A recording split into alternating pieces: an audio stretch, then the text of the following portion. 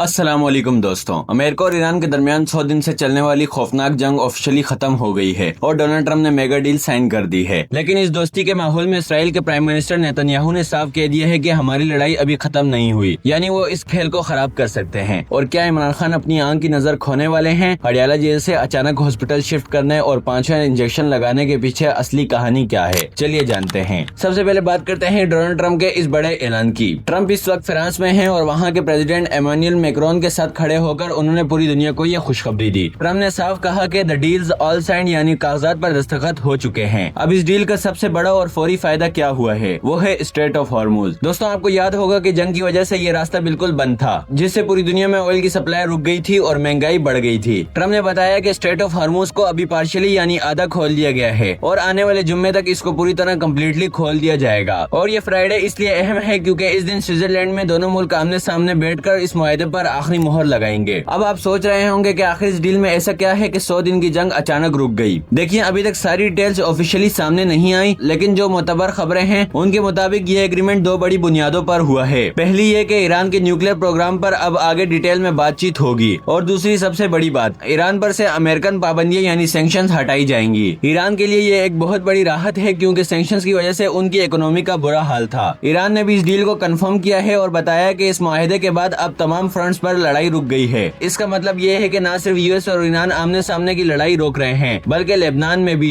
जहां पिछले कई दिनों से बमबारी चल रही थी, अब वहां भी हथियारों को ठंडा कर दिया गया है। यानी एक तरह से पूरे मिडिल ईस्ट में सीज फायर हो गया है। लेकिन कहानी यहीं खत्म नहीं होती, असली ट्विस्ट अब शुरू होता है। इस पूरे अमन के माहौल में इसराइल के प्राइम मिनिस्टर बेंजामिन नेतन्याहू का पहला बयान सामने आया है और उनका अंदाज बिल्कुल गुस्से वाला है। नेतन्याहू ने साफ कहा कि हमारी लड़ाई अभी खत्म नहीं हुई। अब सोचे इसराइल ऐसा क्यों कह रहा है। इसराइल का हमेशा से ये स्टैंड रहा है कि ईरान पर ऐसा भरोसा नहीं किया जा सकता। उन्हें लगता है कि अगर अमेरिका ने ईरान को सैंक्शन से राहत दे दी तो ईरान मजीद ताकतवर हो जाएगा और इसराइल के लिए नया खतरा बनेगा। तो क्या नेतन्याहू का ये बयान इस बात का इशारा है कि इसराइल इस डील के बावजूद अकेले हमले जारी रख सकता है? ये एक ऐसा सवाल है जिसने इस वक्त सारे डिफेंस एक्सपर्ट को परेशान कर रखा है। हडियाला जेल में कैद बानी पीटीआई इमरान खान के हवाले से एक बड़ी मेडिकल अपडेट सामने आई है। उन्हें रात के वक्त अचानक इस्लामाबाद के पिम्स हॉस्पिटल लाया गया, जहाँ उनकी मुतासिर आंख का चेकअप हुआ और उन्हें इंट्राविट्रियल इंजेक्शन की 5वीं डोज लगा दी गई है। एक तरफ हॉस्पिटल कह रहे हैं कि खान साहब की नजर बेहतर हो रही है, लेकिन दूसरी तरफ पीटीआई इस पूरे मामले पर बहुत परेशान है। आखिर इमरान खान को आंख का क्या मसला है और इस पर क्या पॉलिटिक्स चल रही है, चलिए जानते हैं। सबसे पहले बात करते हैं कि आखिर खान साहब की आंख को हुआ क्या है। डॉक्टर्स के मुताबिक उन्हें रेटिनल वेन ओगुलेशन नाम की बीमारी है। आसान लफ्जों में बताएं तो इस बीमारी में आंख की रगों में खून का बहाव रुक जाता है, जिससे आंख के अंदर सूजन हो जाती है और अगर वक्त पर इलाज ना हो तो इंसान अपनी नजर भी गंवा सकता है। पिम्स हॉस्पिटल के मुताबिक खान साहब का ऑपरेशन थिएटर में माइक्रोस्कोपिक चेकअप किया गया और उनके स्कैन्स देखने के बाद डॉक्टर ने बताया कि उनकी आंख में क्लिनिकल इम्प्रूवमेंट यानी बेहतरी आ रही है। इंजेक्शन लगाने के बाद उन्हें स्टेबल हालत में वापस अडियाला जेल भेज दिया गया। आपको बताता चलूं कि इस बीमारी के लिए अब तक उन्हें 5 इंजेक्शन लग चुके हैं। लेकिन जैसा कि आप जानते हैं, पाकिस्तान में हर चीज पर पॉलिटिक्स होती है। पीटीआई ने इस पूरे चेकअप पर गहरी फिक्र जताई है। उनका कहना है कि हुकूमत चुपके से रात के वक्त खान साहब को हॉस्पिटल ले जाती है और फैमिली या उनके पर्सनल डॉक्टर्स को कुछ नहीं बताया जाता। पीटीआई का डिमांड है कि इमरान खान को प्राइवेट हॉस्पिटल शिफा इंटरनेशनल शिफ्ट किया जाए और उनके अपने पुराने डॉक्टर से चेकअप करवाया जाए ताकि पूरी ट्रांसपेरेंसी रहे। आपको इस बारे में क्या लगता है, कमेंट सेक्शन में अपनी राय जरूर बताएं। वीडियो को शेयर करें और मजीद अपडेट के लिए साथ जुड़े रहें। अल्लाह हाफिज।